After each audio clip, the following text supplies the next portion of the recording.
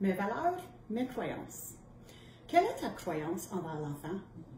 De quelle façon est-ce que toi, tu perçois les enfants? Dans le domaine de la petite enfance, on appelle ça l'image de l'enfant. Notre image de l'enfant, c'est le portrait qu'on se peinture.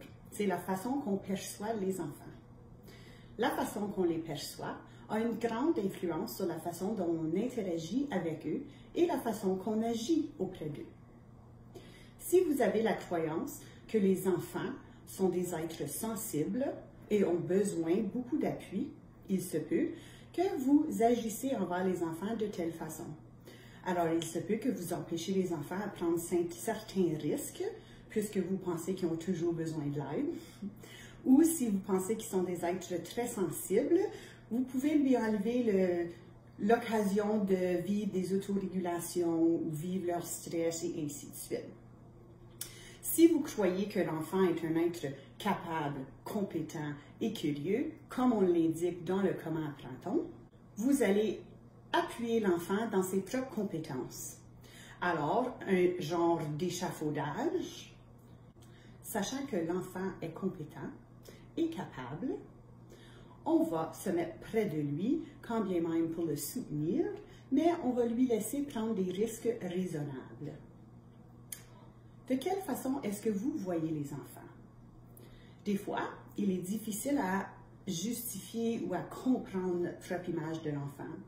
Mais si vous prenez un recul et vous vivez des introspections et vous vous observez dans vos actions, vous allez voir la façon subconsciente que vous voyez les enfants. Est-ce que vous empêchez l'enfant de prendre des risques? Est-ce que vous dites à l'enfant « tu n'es pas assez grand pour faire ça encore » ? Ou est-ce que vous échafaudez l'apprentissage de l'enfant? Est-ce que vous communiquez avec lui envers les risques? Est-ce que vous lui donnez le potentiel à échafauder ce qu'il veut faire? Alors, si l'enfant veut grimper un arbre, est-ce qu'on lui donne les outils nécessaires pour pouvoir le grimper? Est-ce qu'on parle de règlement par rapport à comment où il peut aller, comment où il pense qu'il peut aller? Est-ce qu'on reste dans les entourages pour le surveiller? Ou est-ce qu'on dit simplement « non ». Tu n'es pas capable de grimper l'arbre, tu es trop jeune, c'est trop dangereux. Souvent, on donne nos propres croyances aux enfants, on les partage avec eux. Si moi, j'ai très peur des araignées et je crie quand je vois une araignée, les chances sont très élevées que mon enfant aussi va avoir peur des araignées.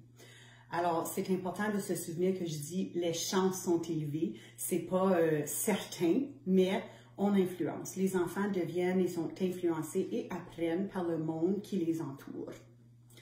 Alors, quelle est votre croyance de l'enfant? Souvent, dans les images de l'enfant, je vois les gens qui vont dire « l'enfant est un vaisseau vide où nous devons remplir ».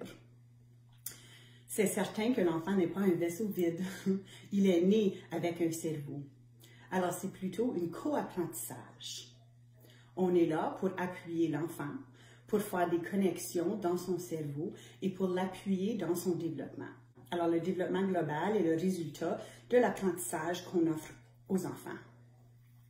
Un autre thème que je vois souvent dans les rédactions d'images de l'enfant, c'est qu'un enfant est une éponge. Des fois, on manque de mots pour exprimer la façon qu'on voit. Est-ce que l'enfant est vraiment une éponge? L'enfant apprend par le monde qui les entoure.